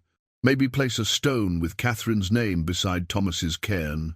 Something that says their story mattered, that they're remembered. Agnes nodded approvingly. That's good work. The kind that heals. And I want to write it all down, Mason continued. Everything I've learned. Catherine's journal, Mary's research, Elizabeth's story. I want to put it together in a way that makes sense, so that future generations can understand what happened. Sarah might never read it, but maybe her children will, or their children. Maybe it will help them understand where they came from. You're creating a legacy, Agnes said. That's powerful medicine against grief. Mason looked at his hands, weathered and scarred from a lifetime of work. I'm 55 years old. I've spent most of my life doing simple things, ranching, trapping, surviving. But this feels important in a way those things never did. Like maybe I was supposed to find that coach. Like maybe this is what I'm meant to do with whatever years I have left. Agnes reached over and patted his hand. Purpose has a way of finding us when we're ready for it. You couldn't have done this work 3 years ago, right after Clara died. You weren't ready then. But you are now. They talked late into the night, planning the next day's expedition. Agnes couldn't make the journey herself. Her body wasn't up to hours in the saddle anymore, but she promised to have the minister from the church ready to say proper words over Catherine's grave when they returned. Mason walked back to the boarding house under a sky full of stars. The air was cold and still, and his breath came out in great white clouds. Somewhere out there, Sarah was living her life. He didn't know where, didn't know if she was happy or still searching, but for the first time since she'd left, he could think about her without the tight pain in his chest. She was following her nature, same as Catherine had, same as all the women in that line who'd felt the pull to move beyond the boundaries set for them. It wasn't abandonment, it was inheritance, and there was a kind of beauty in that, even through the pain. The next morning dawned clear and cold. Mason collected Elizabeth from the boarding house and brought her to the livery, where he'd arranged for a gentle mare. Elizabeth proved to be a competent rider, comfortable in the saddle despite years living in the city. "My grandmother taught me," she explained as they set out. "She said every woman should know how to ride well enough to save herself if she needed to." They rode through town and out into the valley, Copper plodding along beside Elizabeth's mare with his usual patient determination. Mason led them along the trail he now knew by heart, pointing out landmarks and sharing what he knew of the area's history. "This whole valley used to be Nez Perce hunting ground," he told Elizabeth. "Thomas running Bear's people. He would have known every stream and ridge, every place where game moved with the seasons. My grandmother said he was a good man, patient and kind. Catherine used to tell her stories about him, about his gentleness. 25 years together," Mason said. "That's a testament." They built something real. When they reached the spot and Elizabeth saw the stagecoach for the first time, she stopped her horse and just stared. Tears rolled down her cheeks, but she didn't wipe them away. "It's exactly how my grandmother described it. I used to think maybe her memory had exaggerated, but no, it's really here. She really left this memorial." They dismounted and approached slowly. Mason showed Elizabeth the trunk, the documents, the carved message in the coach floor. Then they walked to Thomas's cairn, and Mason showed her where he believed Catherine must be buried about 20 feet away, in a spot where the ground would have been softer in November, easier to dig. "We need to mark it properly," Elizabeth said. "Let me help." They spent the next several hours working together. Mason had brought tools and a flat stone he'd purchased in town. While he dug carefully in the area he'd identified, Elizabeth cleaned and repaired Thomas's cairn, adding more stones and making sure it would withstand many more winters.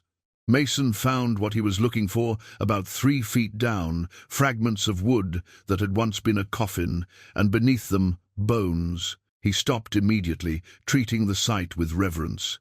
This was Catherine, or what remained of her.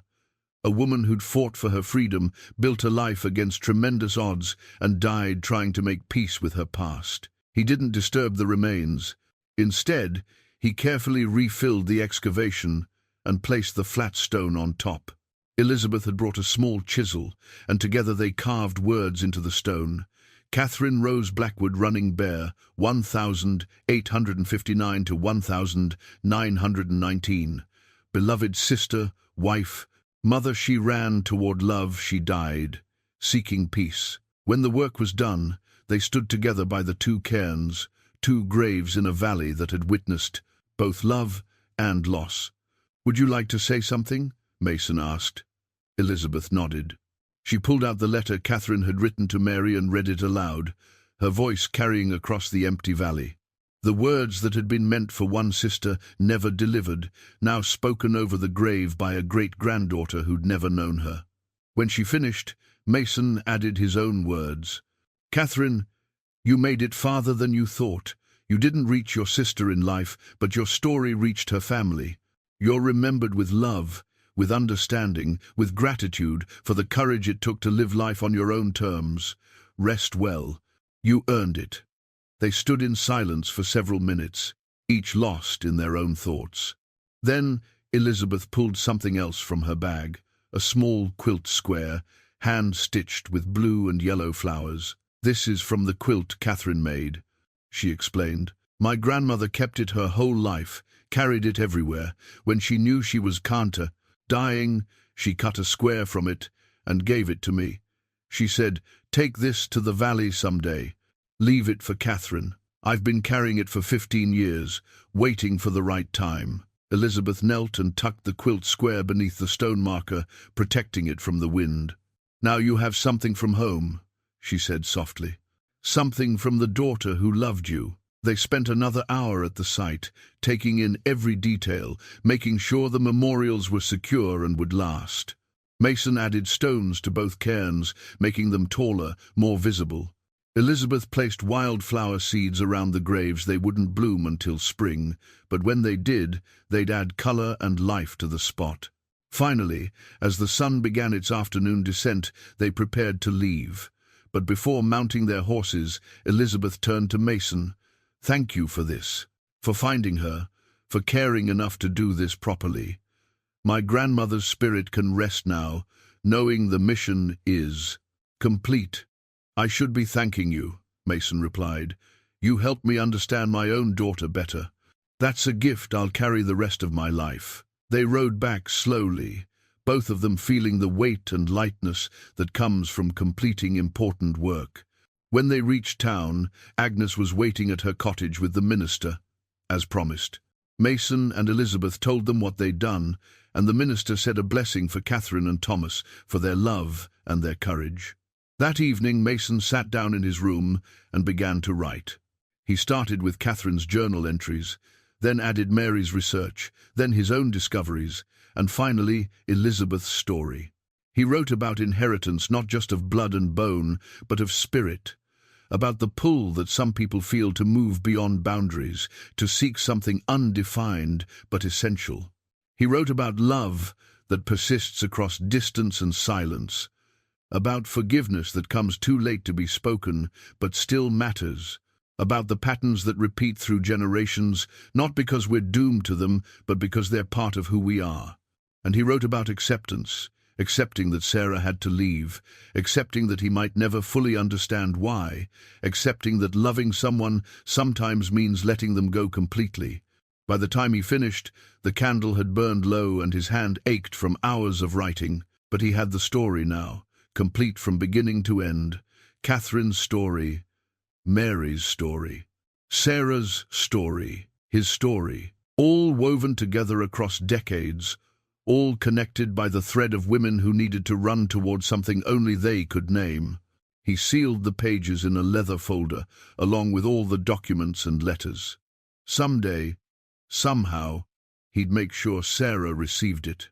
Not as a demand or an accusation, but as a gift, the story of where she came from and why she might feel the pull she did. For now, though, it was enough to have done the work, to have given Catherine and Thomas proper recognition, to have helped Elizabeth complete her grandmother's mission, to have found understanding where before there was only hurt.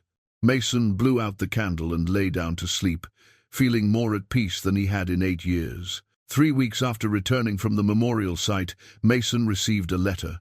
It arrived on a Tuesday afternoon, delivered by the mail rider who made the circuit through the mountain properties once a week. Mason had been splitting wood when the rider appeared, and he'd almost told him to just leave any mail in the box by the trail.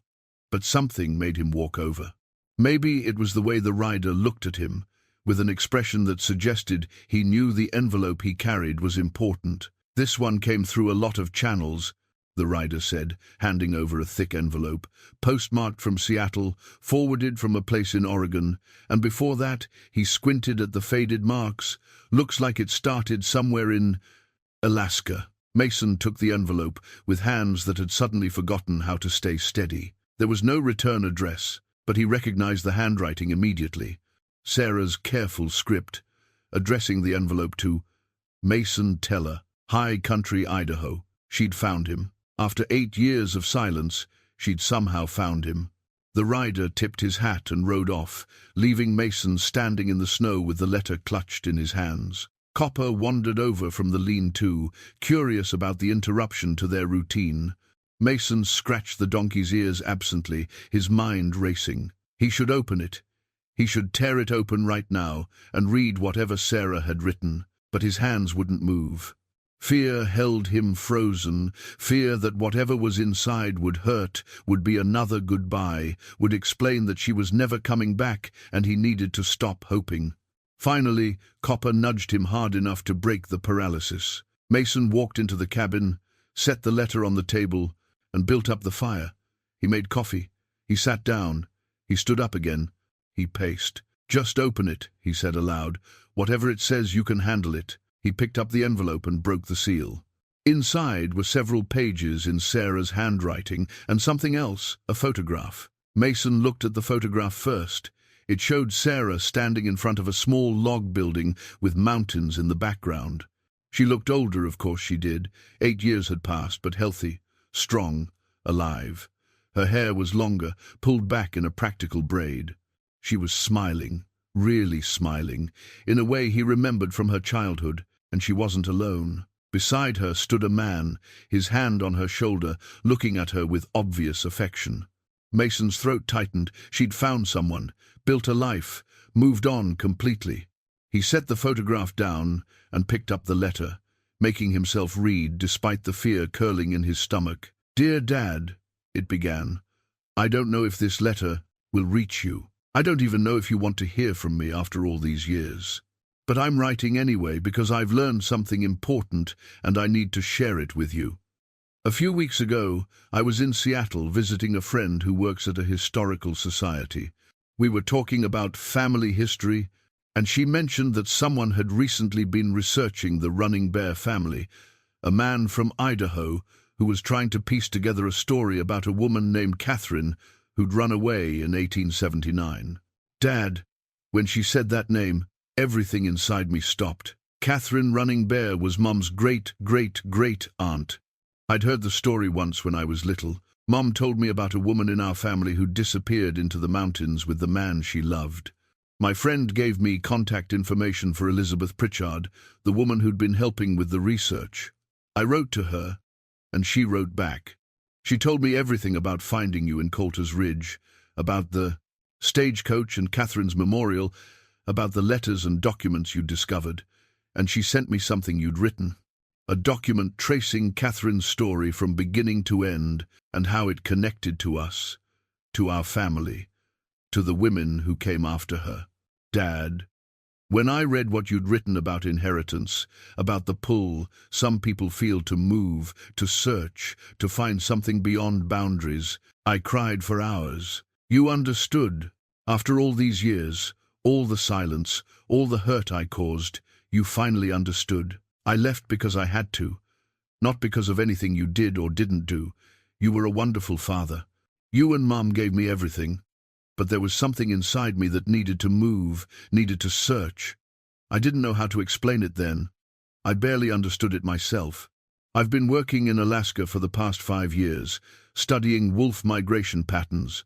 It's remote, difficult work, but it feels right.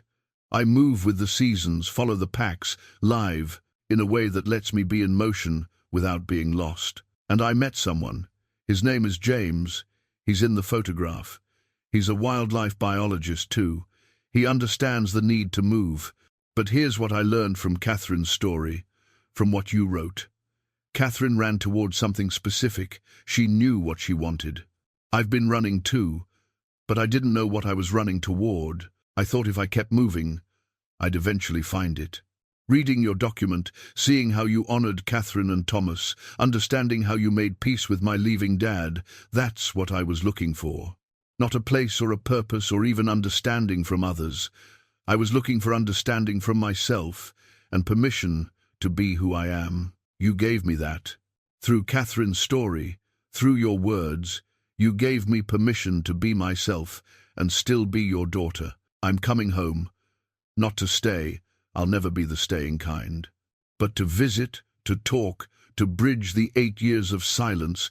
James and I will be passing through Idaho in 2 weeks, and if you're willing to see me, I'd like to stop by the cabin. I'd like you to meet him. I'd like to tell you about the work I'm doing and hear about your life. And I'd like to visit Catherine's memorial with you. I'd like to pay my respects to the woman whose courage gave me permission to be brave. If you don't want to see me, I'll understand. I know I hurt you, but I hope you'll give me a chance to thank you in person for finding our family's story, for understanding, for loving me enough to let me go. Your daughter always, Sarah. Mason read the letter 3 times. Then he set it down, walked outside, and stood in the cold air, letting the wind dry the tears on his face. Copper came over and leaned against him, solid and warm, and Mason wrapped one arm around the donkey's neck.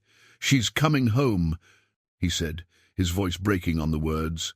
"She's coming home, not forever, not to stay, but to visit, to talk, to rebuild what had been lost."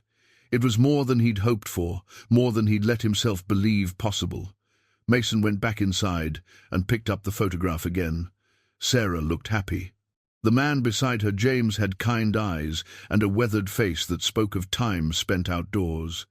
He looked like someone who understood the wilderness, who wouldn't try to cage someone like Sarah. "Thank you," Mason said to the photograph to James. "Thank you for understanding her." The next 2 weeks passed in a blur of preparation. Mason cleaned the cabin from top to bottom, fixed the loose board on the porch step, repaired a crack in one of the windows. He stocked up on supplies in town, buying good coffee and fresh bread and the ingredients for the stew Clara used to make. He wanted everything to be right, to show Sarah that he'd been taking care of himself, that her absence hadn't destroyed him. Agnes came to visit halfway through the preparations, riding out in a neighbor's wagon despite the cold. She took one look at Mason's frantic activity and laughed. "She's going to love you, no matter what state the cabin's in," Agnes said. "You could greet her in a pigsty, and she'd just be happy to see you." "I know," Mason admitted, "but I need to do this. I need her to see that I'm all right, that life went on, that I'm not just sitting here drowning in grief." "Are you all right?" Agnes asked gently. Mason paused in his work, considering the question honestly. "I am now. I wasn't for a long time. But finding Catherine's story, understanding the inheritance, meeting Elizabeth, it gave me a way to make sense of what happened. And now Sarah's coming back. Not to stay, but that's okay. I don't need her to stay. I just need her to know I love her and understand her." Agnes nodded approvingly. "That's wisdom, Mason tell her. Hard won, but real." She stayed for a few hours, helping him organize the cabin and telling him about Elizabeth, who'd returned to Seattle but promised to visit again in the spring. They talked about Catherine and Mary, about the memorial in the valley, about how sometimes the most important things we do are the ones that honor the past while releasing it. When Agnes left, she hugged Mason at the door, a rare gesture from the proper old woman. "This is going to go well," she said firmly. "Trust that." The day Sarah was due to arrive, Mason woke before dawn. He dressed carefully in clean clothes, combed his hair, and spent extra time making sure everything was perfect. He'd carved a simple wooden sign for the gravesite, something that could withstand weather better than the temporary marker they'd placed, and he'd wrapped it carefully to show Sarah when she arrived. Mid-morning, he heard the sound of horses on the trail. His heart started hammering so hard he thought it might break through his ribs. He walked out onto the porch, Copper beside him, and watched 2 riders come into view. Sarah, his daughter.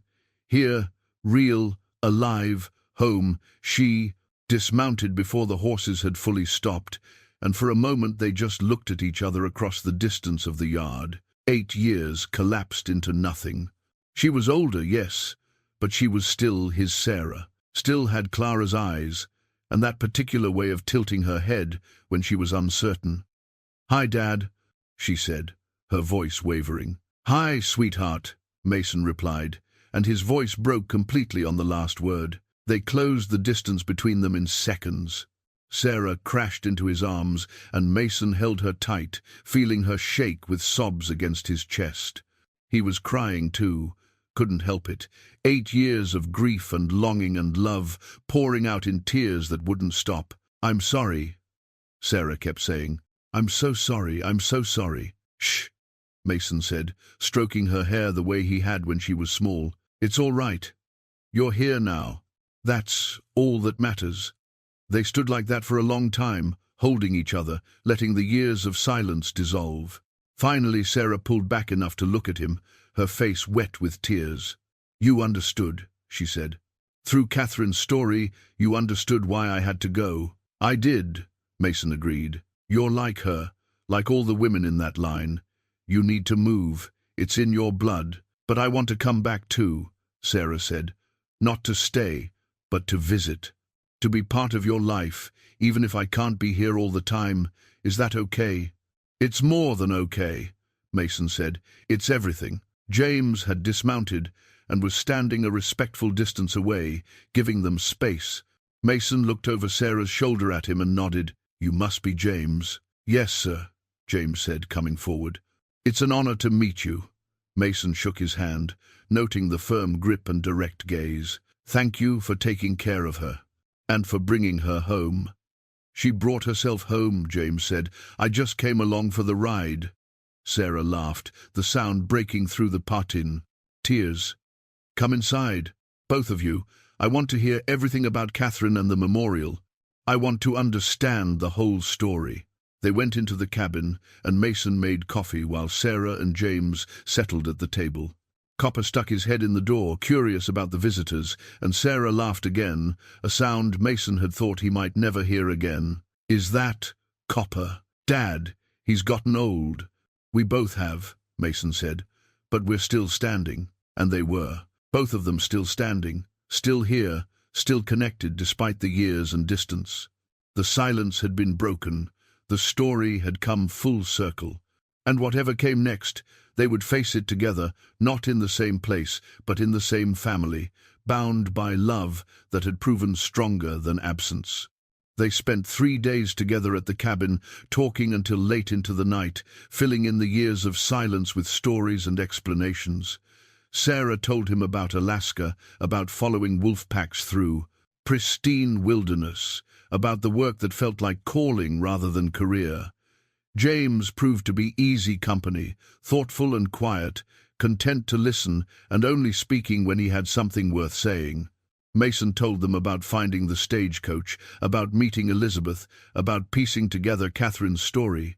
He showed them the documents, the letters, the photograph of Mary. Sarah held the locket with Mary's picture and stared at it for a long time. "I look just like her," she said, wonder in her voice. "I never knew. Mom never showed me this photograph." "Maybe she didn't know how much the resemblance would mean to you," Mason suggested. "Or maybe she was protecting you from a story she thought might hurt. Or maybe," Sarah said slowly, "she was waiting for the right time to tell me, and that time never came." They were all silent for a moment, thinking about Clara, about what she'd known and what she'd hoped for. Finally, Sarah spoke again. "I want to see the memorial. Can we go tomorrow?" So the next morning, all three of them rode out to the valley, Mason on foot with Copper, Sarah and James on their horses. The day was clear and cold, the kind of winter morning where the air sparkled with ice crystals and every breath felt like a gift. When they reached the stagecoach, Sarah dismounted slowly, taking in the scene with careful attention. She walked around the coach, touched the weathered wood, looked inside at the empty space where Catherine's trunk had sat. Then she walked to the graves, to the cairns Mason and Elizabeth had built, to the stone markers with their careful inscriptions. She knelt in the snow beside Catherine's grave and placed her hand on the stone. "Thank you," she whispered. "Thank you for running. Thank you for being brave. Thank you for showing me it was possible." James stood back, giving her space, but Mason came to kneel beside his daughter. Together they read the words on the stone. "She ran toward love. She died seeking peace." "She almost made it," Sarah said. "She almost reached her sister." "She did make it," Mason replied. "Maybe not in the way she intended, but her story reached Mary's family. Elizabeth completed the journey for her. And now you're here, understanding the inheritance she left you." Sarah looked at her father, eyes bright with tears. "Do you really understand now? Why I had to leave?" "I do," Mason said. "It wasn't about me or your mother or anything we did wrong. It was about something in your blood, in your spirit. You needed to move the way some people need to breathe. I spent years thinking I'd failed you, but I was wrong. You were just following your nature." "I hurt you anyway," Sarah said. "I know I did." "Yes," Mason agreed. "But hurt heals. And now we have a chance to build something new. Not what we had before, we can't go back to that. But something honest, something that accepts who you really are." They stood together, and Sarah pulled the wooden sign Mason had carved from Copper's pack. Together, they placed it beside the stone marker, driving it deep into the frozen ground so it would stand firm through whatever weather came. "This valley is sacred now," Sarah said. "Catherine and Thomas here, their love preserved in stone and memory." "All valleys are sacred," James said quietly, speaking for the first time that morning. "Every place where people fought for their right to be themselves. Every place where love proved stronger than fear." They spent another hour at the site, Sarah asking questions about the discovery, about Elizabeth, about Mary's long years of waiting. Mason told her everything, holding nothing back, and Sarah listened with the intensity she'd always brought to stories when she was a child. Finally, as the sun reached its peak, they prepared to leave. But before mounting her horse, Sarah turned to Mason one more time. "I'm leaving again tomorrow," she said. "Back to Alaska, back to the work. But I'll write now, regular letters. And I'll come back to visit. Not often the work keeps me remote for months at a time, but when I can." "Is that enough?" Mason pulled her into a hug. "It's more than enough. You're living your life, following your path. That's all I ever wanted for you, even when I didn't understand what that path looked like." "What about you?" Sarah asked. "What will you do now?" Mason thought about that. The cabin waited, the mountains surrounded him, Copper needed his daily care. But there was more now, too. There was purpose. "I'm going to finish writing Catherine's story properly," he said. "Turn it into something complete, something future generations can read and understand. And I'm going to take care of this memorial, make sure it's maintained and remembered. Agnes wants to work with the Historical Society to have it officially recognized. I'll help with that." "That's good work, Dad. Important work." "So is yours," Mason replied. "Following those wolves, understanding their patterns. We're both doing what we're meant to do now." They rode back to the cabin together, and that evening they made Clara's stew, all three of them working in the small kitchen, laughing and talking. Mason felt Clara's presence in the cabin that night, as if she was there with them, finally at peace, knowing her family had found their way back to each other. The next morning, Sarah and James prepared to leave. Mason packed food for their journey and stood in the yard, watching them mount their horses. Sarah came over for one last hug. "I love you, Dad. I love you too, sweetheart. Stay safe. Write when you can. I will. I promise." They rode off down the trail, and Mason stood watching until they disappeared around the bend. Then he turned to Copper, who'd been waiting patiently beside him. "Well, old friend," he said, "it's just us again. But it's different now, isn't it?" Copper snorted agreement. Mason looked up at the mountains, at the vast sky. Above them, at the wilderness that stretched in every direction, he thought about Catherine, running toward love, about Mary, watching and waiting, about Sarah, following her path through wild places, about himself, finding purpose in understanding and preserving their stories. Sometimes the hardest journey isn't the one through snow and ice, but the one back to the people we've lost. But sometimes, with patience and understanding, with willingness to accept people as they are rather than as we wish them to be, that journey ends not in arrival but in peace. Mason Teller had found his peace. His daughter was out there somewhere, living her life, following her nature. She would write, she would visit, and when she did, he would be here, steady as the mountains, loving her without condition or expectation. The cabin needed firewood, Copper needed feeding, life needed living. Mason smiled and got to work, knowing that sometimes the simplest things, survival, routine, care, were enough. More than enough. They were everything.